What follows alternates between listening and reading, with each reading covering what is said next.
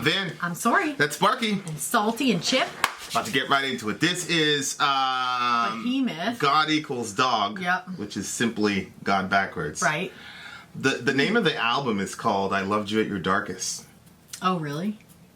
So that's very interesting. Yeah, it's actually pretty sounding. So, well, there's a band. I forgot the name of the band, but there's a song or an album called Son, I Loved You at Your Darkest, but they're a Christian band. Oh. So Interesting. I don't know what they're doing. I doubt very much Behemoth knows about these people. Shout out to the big homie Nergal. We need that interview, my man. I'm assuming we're really going to need the interview after this song. I know. Watch it. Okay. Probably have to tell me what the lyrics. We don't have any lyrics, so it's so hot off the presses. We're lyricless. Yeah. And go.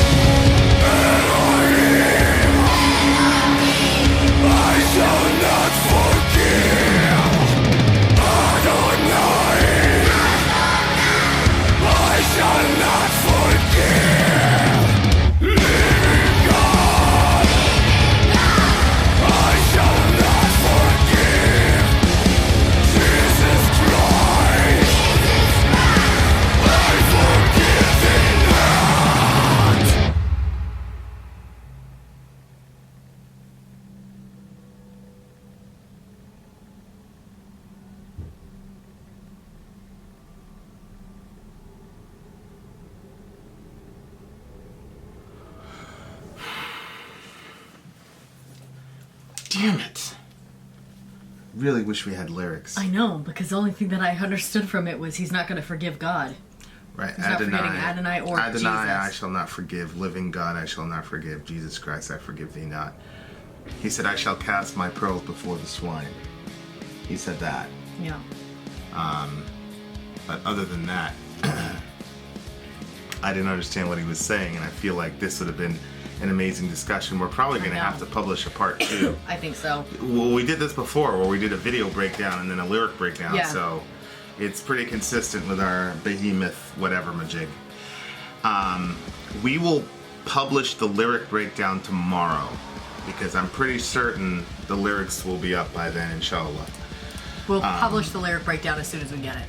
Yeah, we'll publish. Yeah, if the lyrics come out tonight, then we'll do a quick one,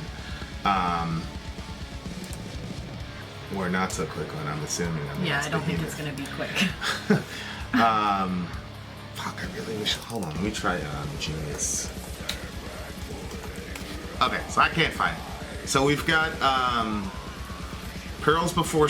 I will cast my pearls before swine, and then we've got Adonai, I forgive thee not. Living God, I forgive thee not. I do not forgive, or something like that.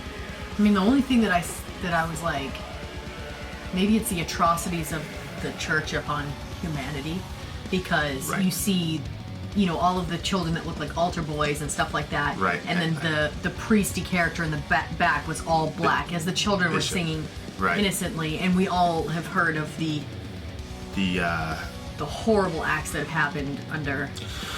Well, yeah, I mean, JP2, sorry to all my Catholic listeners, and this is not to attack the Catholic Church. I mean, Poland is being pretty much dominated by the Catholic Church right now. And so, I mean, if he's against Christianity, the only Christianity he knows is Catholicism. So, there you go. I understand that Protestantism has their own skeletons and demons in their closet. Mm-hmm. It's just that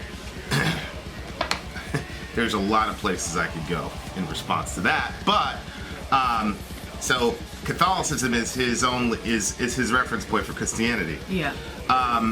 So yeah, one of the things that stuck out to me was using the kids, right? And I'm like, anytime I see a kid in like a horror movie or something like that, I always say to myself, like, what kind of parent would let their kid play that role? play a demon Yeah. or whatever? Yeah. But then it's like, well, it's like you think the kid is safer. The kid's probably safer. I would bet good money that our kid would be safer with Nergal than some of these. Than being an actual altar boy. Like, I'm gonna be 100 with you. I would feel more comfortable with our kids around Nergal than I would around like some random priest I don't know. Oh, I know, me too. And that probably has to do with my own stereotypical mind, and you know, a lot of people would probably think we're crazy. But I think Nergal is a very good person. I think there is a Nazi salute there just now. It's very subtle, but did you see that? No, I saw the. Look very closely. You see that? Oh no, he's kind of doing that. I but can it see looks how like a it kind of Nazi. looked like it because.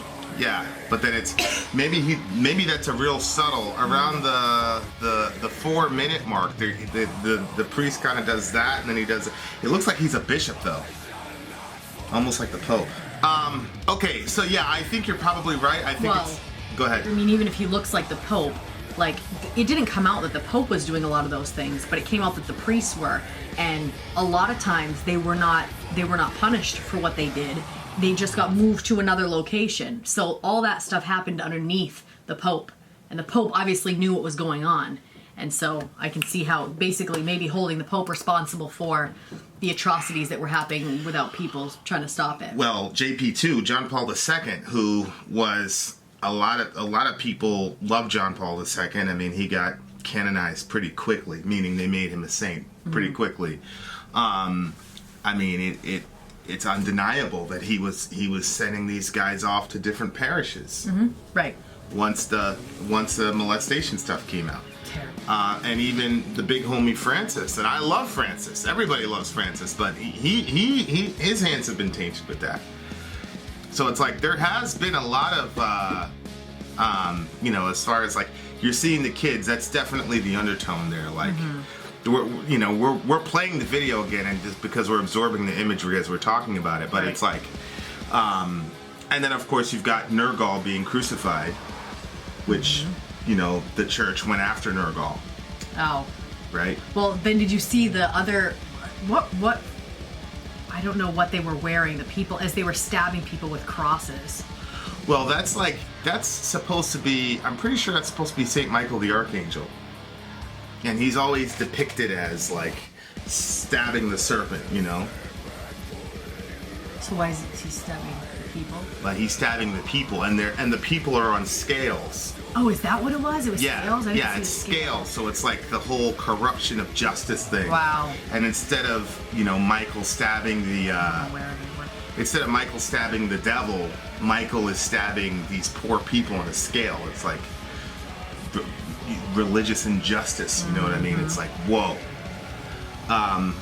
So the only lines that I caught was, I'll cast my pearls before swine, which is a really interesting concept, because I think that gets misconstrued a lot. When Jesus said, don't cast your pearls before swine, what he was saying, which is really interesting, because I think a lot of people would probably agree with this, actually, Christian or not. Because what Jesus is saying there is, when you go into a city to give the message, if you find a person who is open to the message, then go in and spread the message, and then eat what they set before you, and don't try to take too much, and whatever, and just spread the message in the city. But he goes, if the city does not receive you, don't sit there and force your message down their throats if they don't want to hear it. Right. Leave. Right. And the concept of don't cast your pearls before swine is, look, don't keep putting the message out there to people who are going to mock it and whatever, and don't shove it down their throats, because anybody who's a Christian for 4 seconds knows this. If you start sharing the message over and over again, 90% of the people you run into are going to be like, okay, thanks, that's good for you, I'm not interested. But if you keep pestering them, they're going to turn around and they're going to start mocking you, they're going to start mocking God, etc., etc., etc. So don't cast your pearls before swine is basically, don't shove your religion down people's throats, because they're going to get hostile. And what's interesting is that it kind of turns them into swine. You can kind of transform people into swine by how you present the pearls. Yeah, because I wonder also if it's almost a way of preventing that person from increasing more sin against God. Right. So you keep pushing them, and then they're like, F your God, and stuff like that. That's right. Completely disrespectful to God. Right. So, yeah, maybe. And some people are just plain swine, period. Like, for example, just even the mention of God, they immediately get defensive and crazy and angry. Yeah. Like, we're in the Western world, we have free speech. Yeah. So, we're allowed to talk about God. Sorry. So yeah, but the idea of swine, it's an unclean animal. So when he's saying, I will cast my pearls, before the swine, meaning I think what he's saying is, I will take the outcasts that the church won't receive, right? Because these swine are unclean. So Nergal's like, well, I'll give my art, which is his pearl, to these swine, these outsiders who you're calling swine. I'm going to give my art to them. Of course. Oh. Do you think that's why he was on the cross? He's putting himself out there, well, the Polish government. Because he's being crucified in a sense, because of what he's putting out there. Well, the Polish government has come after him multiple times, and they've, assassinated his character. I mean, I'm not sure how much of the verbal stuff, affects him as a human being. I mean, I'm not sure. But he gets crucified very consistently by the Catholic Church, who, as far as I'm told, is currently basically running the government right now in Poland. And they've got blasphemy laws that are pretty crazy, and so so he's being crucified, and it's almost like he is the sort of Christ figure for all these people who are outsiders when they're being dominated by the church. And I've said this before, our perspective of the world is that Jesus's philosophy, way of life, he's going to get recognized globally, and it's going to get recognized as the pinnacle system of the world. But what I said in the last fireside chat, that we are not mature enough yet for the church to have any power in the world. Right. On a governmental sense, I don't think we're mature enough yet for it, because we wouldn't be putting people like Nergal in jail, or even attempting to, if we understood. Right. And I honestly think that we would, like the whole collectivism, as far as like where you, I can't think of my words, where you accept the sins of your people and you repent of the sins of your people. Like, I think that when the church collectively says this was wrong, because honestly, I bet that Nergal's work makes it so that way people that have been hurt within the church, I bet he hears those stories all the time. Yeah. So he has like this probably big friggin' list of all these things, and all the stories I'm sure are heartbreaking and heart-wrenching and stuff like that. So I think that that's going to be a good step in the right direction, is when the church itself stands up and says this, all the, what X, Y, and Z thing happened, and it was wrong, and we apologize, and instead of still trying to, keep it quiet, we all know what was happening with the priests and the children. We all know. There's been court things, there's been all that. It's obvious, and but they've never come out and publicly said this was going on, move them around, or as far as I know, they didn't come out publicly and apologize. Well, they did. The problem is that these kids who then grew up. Remember that documentary we saw? I know. These kids who then, damn it, I forgot the name of that documentary, but it was on. It was a Netflix documentary. It was the one about that girl, the nun. Yeah, who ended up getting killed because she knew too much. Yes. And they never solved the problem. They never figured out what happened to her. Yeah, and there's a movie. It's called The Post. There's enough to basically say that the Catholic Church knowingly kept this stuff under wraps. Yeah. And when they apologized, it was because these people, these survivors of abuse, banded together and that's what I'm saying. That's not a legitimate. That's not an apology. That's not, like, from a biblical perspective. That's not legitimate. That's repentance. Just I got caught, so I'm gonna say the right words to get out of this situation. Yeah, and I hate doing this because I'm a big fan of, like, clean up your own backyard, and we're Protestants, but Catholicism is part of Christendom, so we'll bear that cross. But the fact of the matter is that any time that the church abuse scandals come up, the stereotypical response is to defend it, to basically, and I know all the arguments. Like, if you take babysitters, the amount of molestation that happens among babysitters and coaches versus the amount of molestations that happen in the Catholic Church, the percentage of the Catholic Church is lower than the babysitters, right? And so they say, come on, we've got a good average. And it's like, you're representing yourself as Jesus Christ's one true church on the earth. I think that even trying to make that comparison is terrible and disgusting. Like, what the hell? Is your standard so low that you could say, well, we came up, ahead of the majority of the babysitters in the world. Right. Like you said, we represent Christ on this earth. Right. So it's like, that's the human instinct when you or your institution or your group is being attacked. Your initial instinct is to say, well, we're not as bad as so-and-so. And it's like, no, like, we're Christian. I was hanging out, we're hanging out one time, we're doing communion, and somebody came to me and said, I haven't confessed all my sins, so I shouldn't take communion. And I said to her, taking communion is an act of confession of sin. Yeah. Because you're saying that you were so fucked up that the body and blood of Christ had to be broken and shed for you. Right. So it's like, when these things come out, our posture should be, yup, and it's really fucked up, and on top of that, we were hiding it, right. It's wrong, and this just proves that we're horrible people that are in need of redemption. That's all it proves. Right. Right? Right. But instead, like, we go on the defensive. And unfortunately, Catholicism has went on the offensive against a lot of the people that tried to expose it. Yep. So I wasn't really getting the concept. So you had these. Look at what that guy was wearing.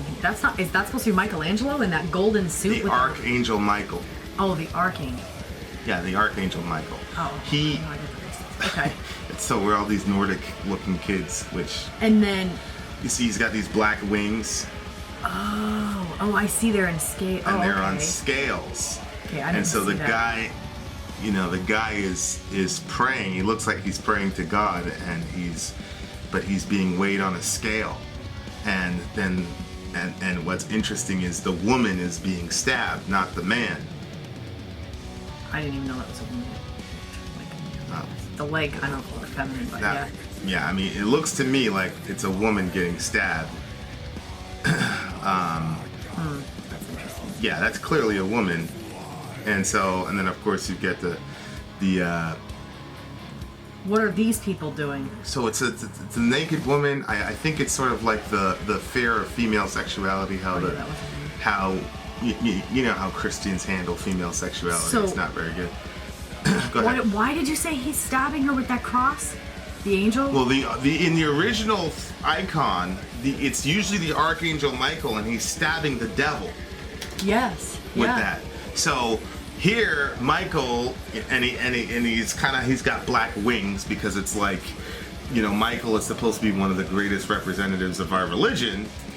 He's stabbing the woman instead of stabbing the devil. Like basically, he's Whoa, demonized. that's what's happened in the He's church. He's demonized female sexuality, basically. Oh, I she's think. wearing those pants and Right. oh, she wore that skirt. Right. She Right. she wanted to get raped because she was wearing that. Right. Which the church is, absolutely. And we've had that conversation. Like, what do we Yeah. say to our girls? Because on the one hand, we don't want to blame them for rape culture, but on the other hand, we want them to walk wise in the world too. Right. And so the solution we came up with is that, sweetheart, you're not a bad person for wearing this. It's just that there are bad men in the world. Bad people. Well, That's not just men. it's not women who are going to grab them, on their walk home and rape them in an alley. Oh. Women aren't going to do that. Yeah. I'm just doing statistics. And don't get all like anti-SJW on me either. We always go after the SJWs, but then you have all the people, oh, you're against men. No, I'm not against men. It's just, hello. Who's more likely to snatch a woman out the side of the street and then blame her for being raped? It's men. Period. Now, I will say that women, due to Christian influence, take part in rape culture and blaming women for being assaulted because they are wearing whatever. So it's like, so it looks like the woman is being stabbed. She's being killed. I mean, she's naked on a scale, Right. And she's being killed while the guy's on the scale. He's praying and he doesn't get attacked, but the woman gets attacked. Yep. So it looks like, Yep. Wow. It's so interesting because, like, there is no injunction against women in the New Testament. Hey, don't wear revealing clothing because you might make somebody lust after you, which is a typical thing. Like, in evangelicalism now, like, so we can go away from Catholicism. Well, a lot of times people use that verse in Peter where it says that she's supposed to be in modest apparel. Sure, Peter says dress modestly, but the reason is because Peter is worried about her relationship to God. What he's saying is, are you locating your value in how you look externally, or are you locating your value between you and your relationship with God? Peter never says, hey ladies, you need to be modest because you're going to make the other men sin and you're going to get yourself raped. Peter never says that. Yeah, I actually didn't think it was what you just said. I thought that it was because the list of things that he gives off are all like, seem like they're monetary value. So it's like dress modestly, as in don't spend all of your money on your appearance when there's starving people. And, Well, he talks about braided hair, and that doesn't that doesn't cost anything. No, it did back then. The braided hair, it wasn't like a plain braid. It was very elaborate braids that they would do up their whole. That was very expensive. Keep in mind, the majority of the church were poor.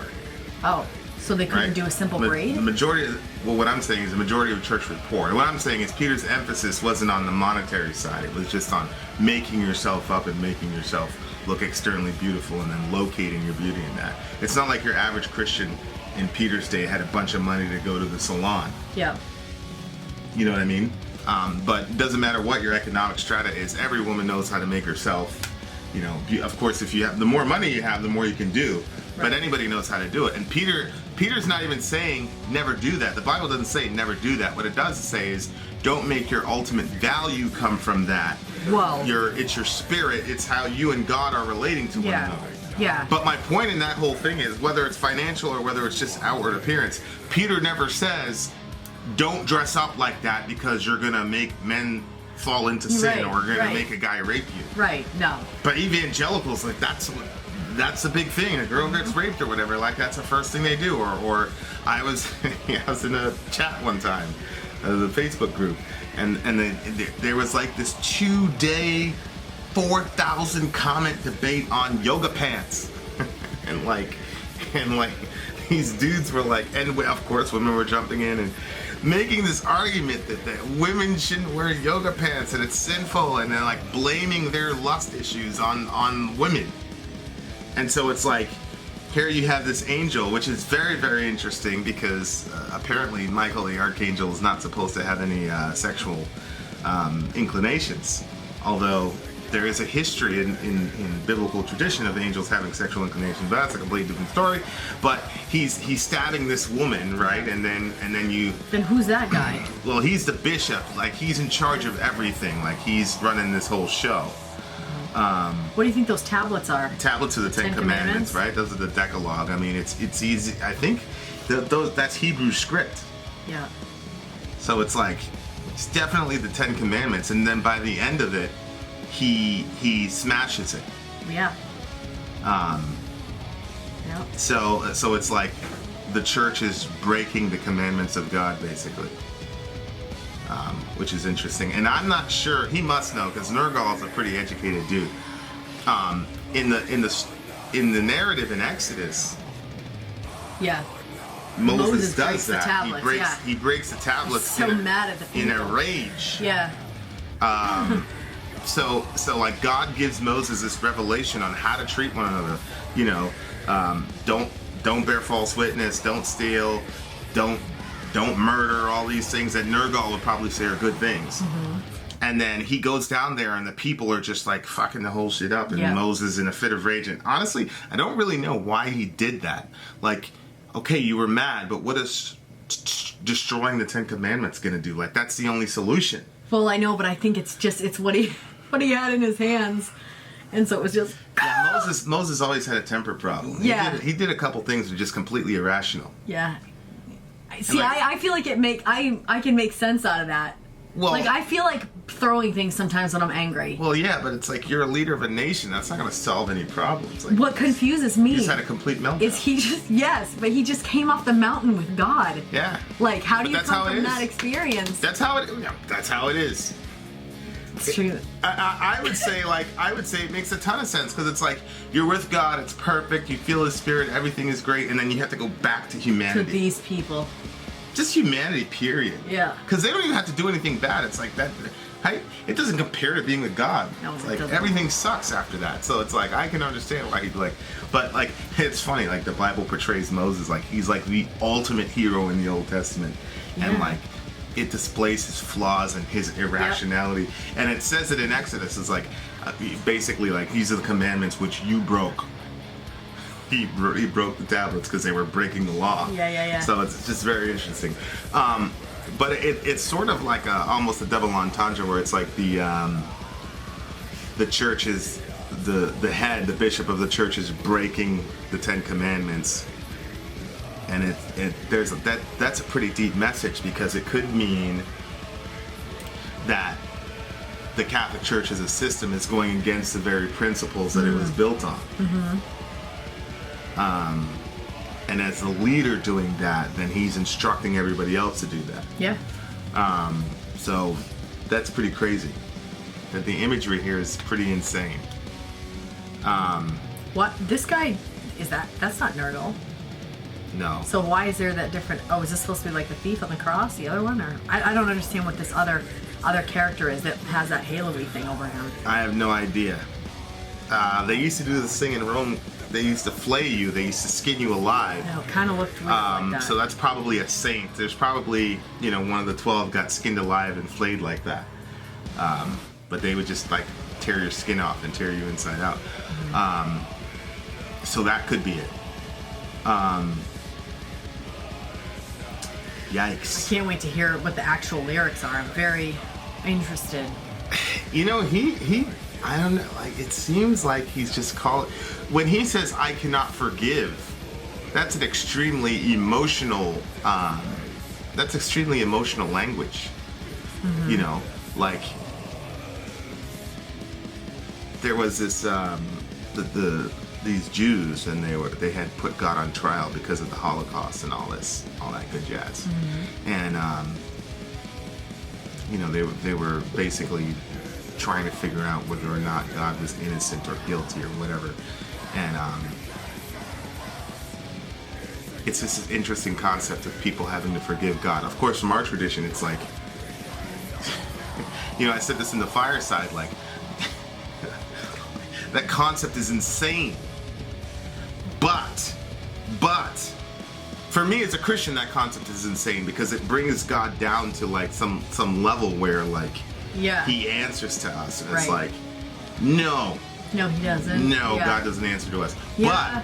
But, so it's like, and then you can look at that and you can say, well, you're not mad at God, you're mad at people who represented him. Mm-hmm. And then the question is, of course, well, if your God is omniscient, then why did he allow himself to get... Well, I was going to say... Go ahead. In the video, you have the... Like, remember how I was saying, like, maybe it's there's the one guy that's sitting there that looks like he's probably more in charge than even the guy that's behind the kids. Right. And he's overlooking and overseeing everything that's going on, but he's not stopping it from happening. Well, yeah. And so at the end, he does this thing, which is basically like, okay. Yeah. And so... Like a blessing almost. Right. So I'm wondering if he's saying, okay, if God is overseeing all of this, then he's sitting there like that guy and then puts his blessing on it, and then I'm not going to forgive you for that. You know what I'm saying? Right. You stood there and watched that happen and yeah, and on your throne. Yeah. Just taking it all in, surrounded by the angels. Right, right. And you're watching all of this take place and you're not doing anything to stop it. So I can't forgive you for that. Right. I'm not going to forgive you for that. Yeah.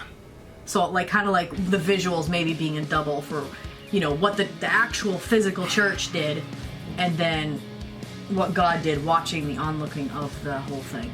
Yeah. Yeah. I just, the concept of a human being like acting as if they could hold God accountable is crazy to me. I think that's just crazy. It's not crazy to you. You seem to be. No, it's not. It's crazy if you pull yourself out of the situation and you're like, okay, if there literally is a God who created everything, he's in charge of everything, what he says is the actual way that it goes. So if he says what goes up must come down, then that's what's going to happen. If whatever laws he sets in motion are right because he set them in motion. So 2 + 2 = 4 because he said it. He could have made 2 + 2 = 8. You know what I mean? Like whatever he says goes. Like if that's how it is, then yeah, like how are you? So you get your little small mind that he gave you, and in your small mind you question what he does. You can't do that. Like but I'm not looking. You can question. No, I'm saying question as far as saying you answer to me and you should apologize for your actions. Yeah. That's insane. If you're looking at God in like that sort of, but if you're looking at God as the way that he interacted with Cain and the way that Cain talked to God, like I can see why people think that they have some sort of right to be like, I'm not going to forgive you, and I'm questioning you.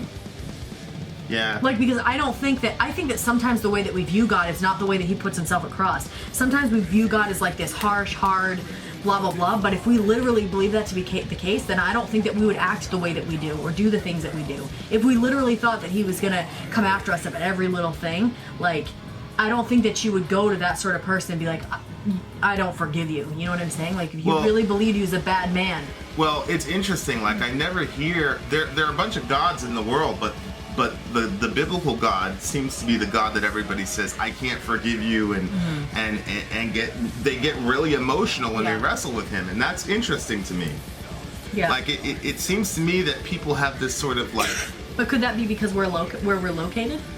No, because I listen to a lot of like Islamic, ideas about God, and Islamic people struggle with dark nights of the soul, but it's very, very different from Western people when they interact with God. They get very emotional and they say things like this, "I could never forgive you," or they hold trials and put God on trial, and even though it's completely wrong and irrational, it does, from my perspective, it does indicate a certain understanding of God, that he is personal, and that he can and should be wrestled with. Yep.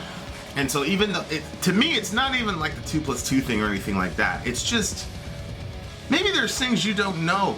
Right. Like, I've lived long enough, and once I had children, I stopped questioning a lot of things about God. Because I just realized I'm not going to tell you that right now. You've got no category for it. I don't want you to know that. No, there's reasons I'm doing the things that I'm doing, and I'm not going to tell you why.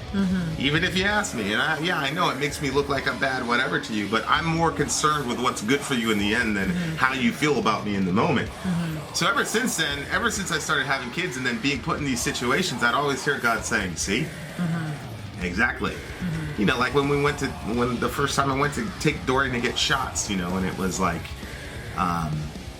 all he knew of me to that point was that I I took care of him. I ran to him whenever he cried, every time he was hungry. And then I bring him to this cold place, and then I participated in holding him down and jamming these needles into his leg that caused him pain that he'd never felt in his life. And he looked at me like I'd done something to him. Well, of course, you know. So it's like, I would have these moments with my kids when, you know, as a new father, and being like, all these experiences were new to me.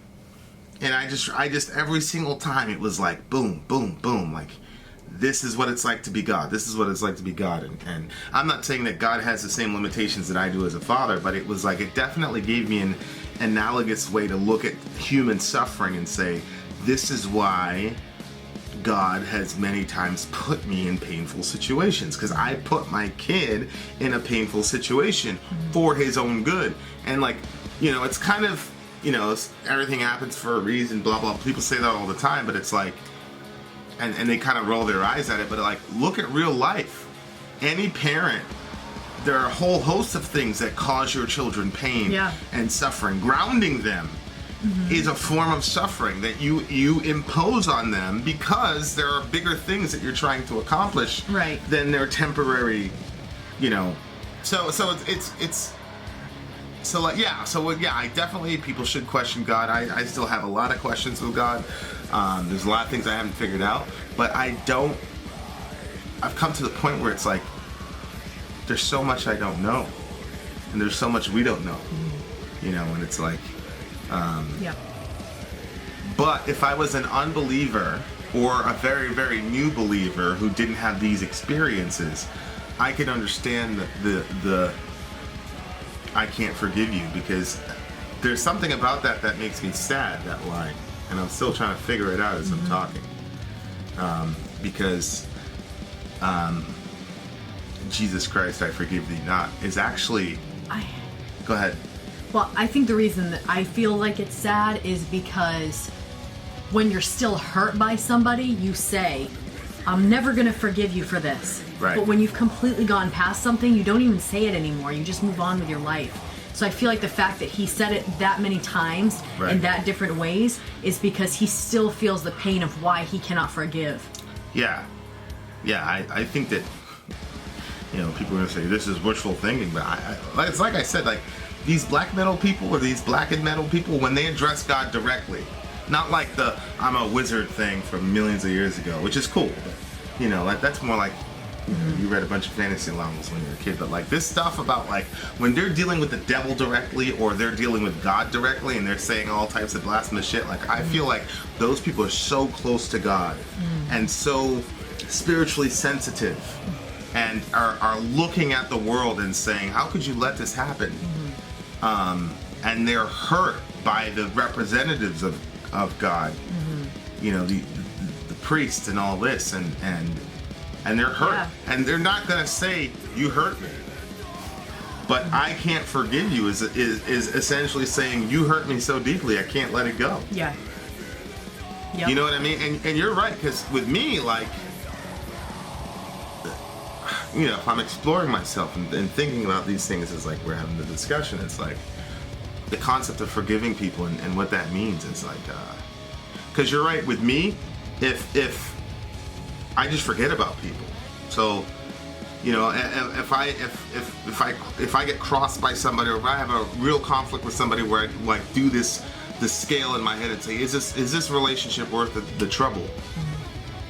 And I'm very, very quick to say no. Like, that's it. They're done. I'm done with them. I'll never see them again, and I forget about them, and I move on with my life. But then there's other relationships where, like, you're hurt, and you have to work through it, and you have to, I think about like my dad and that whole relationship. I'm very, very confused by it because I never had him in my life, and I don't, whatever, and he's got this big thing tomorrow, and I'm probably not going to go, and he asked me like last year to go, and I told him I was going to go. I'm probably not going to go. It's too much effort. He lives in New York. It's just too much, and it's like, it's a strange thing. I have like my dad affects me in a way that nobody else does, because usually like you're off the list, but my dad is in this like strange like no man's land about, and I'm like, have I not forgiven him? But then I'm like, I don't know. It's a strange thing. It has probably nothing to do with this, but anyway, like not being able to forgive God like is a pretty, to me, is like, I think a lot of people, if you are a person of faith, will completely misconstrue what's happening here. And like it's almost like I'm gonna put out my pain in the most camouflaged way possible, and it's gonna trigger 99% of you Christians, and it's gonna trigger God. But I'm gonna vent my pain. I'm gonna say that I'm hurt because it's got to be expressed, but I'm gonna say it in a way that I don't think it triggers God, but well, no, I'm saying like the way that we've portrayed God to people is a guy who's easily triggered. Oh yes, and he'd be triggered by this, right? Yeah, that God, yeah. Yeah, people. The scripture says the Lord is gracious and compassionate, slow to anger and rich in love. So he's slow to anger. And he's more angry at religious people who have completely fucked up the message than he would ever be at Nergal.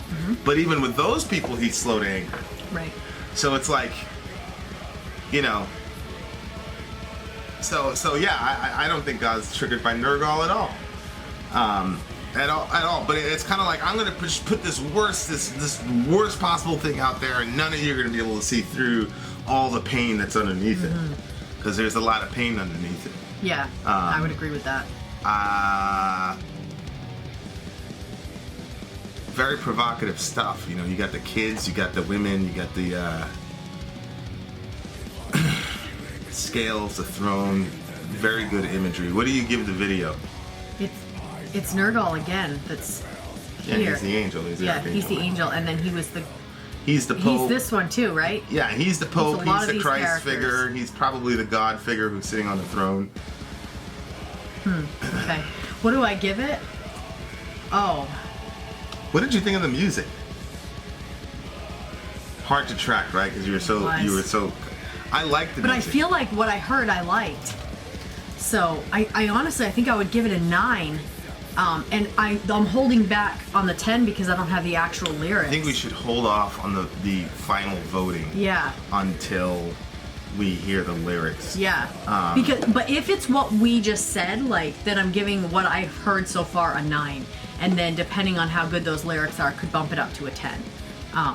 Yeah, I'll have to look. I'll have to look at the lyrics because. But if it's not anything of what we're saying, and it's just something totally completely different, then I'll be like, well, let me read. I don't think it is.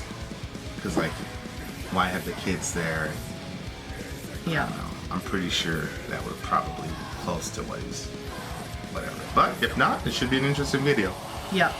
Be on the lookout for the lyric video. Once we get the lyrics, once we get them popped, we'll shoot another one. So who knows how many videos are coming out in the next 48 hours? Who knows? Yeah. Because we'd already shot the underground video, but this is going on the ground now. So, yep. Vin out. Sori out. Gone.